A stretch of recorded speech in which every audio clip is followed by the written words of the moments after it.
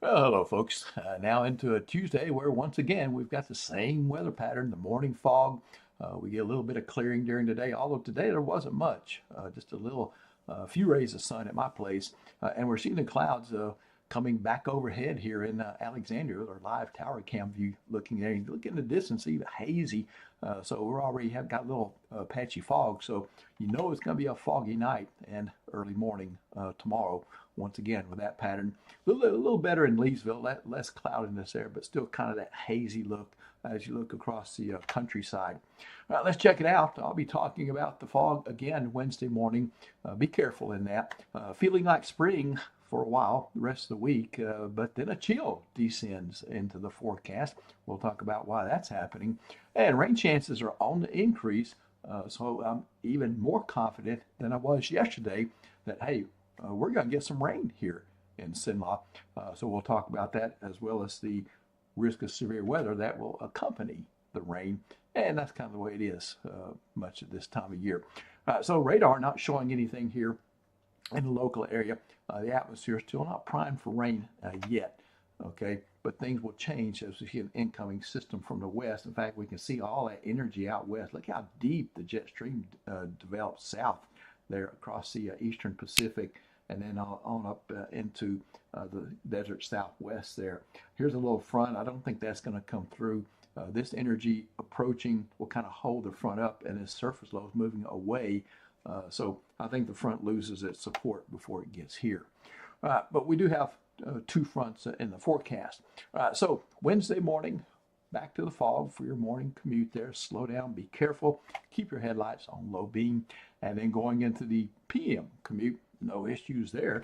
And back to Wednesday morning and Thursday morning, there we go.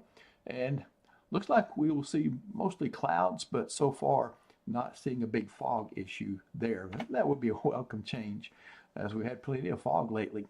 So Tuesday, this evening, this is the upper level features as I'm using, instead of the wind arrows, I'm going to be using the blobs of warm air and cold air, respectively, in the warm colors and the cold colors. All right, so here's the warm bubble of air that we have. That's why it's been warm lately and will continue to be as the cold locked up to the north of us. But here's that energy out across the Pacific. Well, let's see what it does for us here as it makes its way through into the rest of the week and setting up by Friday. Notice that we got a pretty deep system off to the west of us that's strong enough, big enough, and close enough to bring the moisture in from the Gulf of Mexico.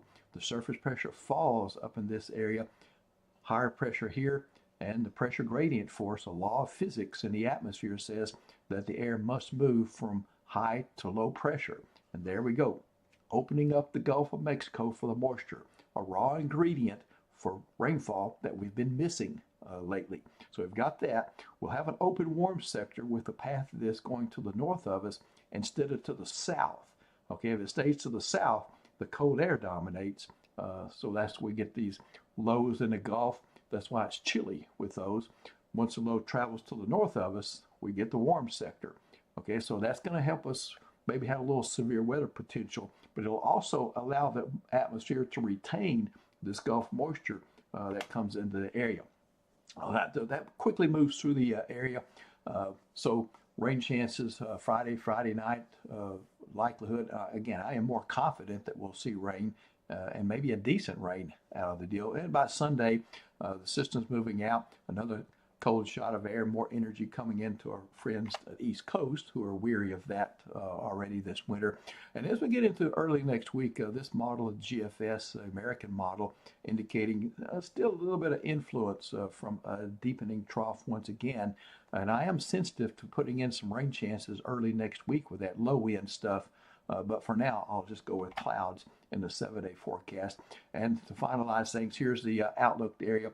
Storm Prediction Center has finally indicated that there's enough consistency in our model suite to give us an outlook area. So they've put this out, and which covered a good part of central Louisiana up into western Tennessee, and that would be on Friday. All right, let's check out the 7-day numbers then. There's your fog. Again, be careful Wednesday morning on your commute. A very warm day. We probably will have a little more sun, So I'm forecasting upper 70s there for Thursday as well. Increasing clouds, 30% chance of some showers in the PM hours there. Very warm day, very warm for Friday there. But I did raise the rain chances to 90% and a 70% there for Friday night. And I think rainfall total so far looking maybe about a half inch to an inch and a half, maybe 1 to 2 inches in places, something like that. That if we can get that, that will be good.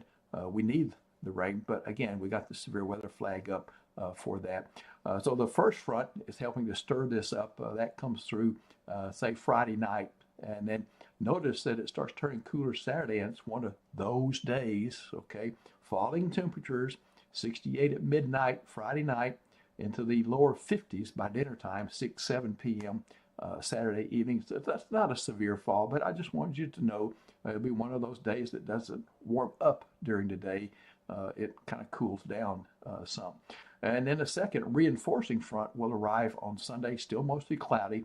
I've taken rain chances out on Sunday, and I didn't have any, so no loss there. 40 and 56, so significantly cooler. And then as we move into Monday and Tuesday, starting early next week, still mostly clouds. Held rain out of the forecast as indicated there.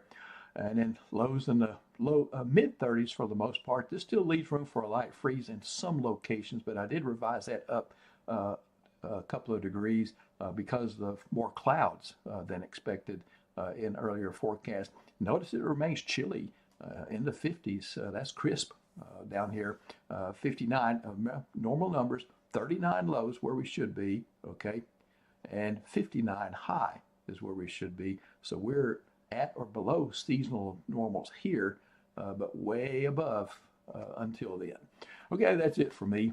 Nick Mikulas will be back with you in the morning, and I'll see you during the PM hours for tomorrow.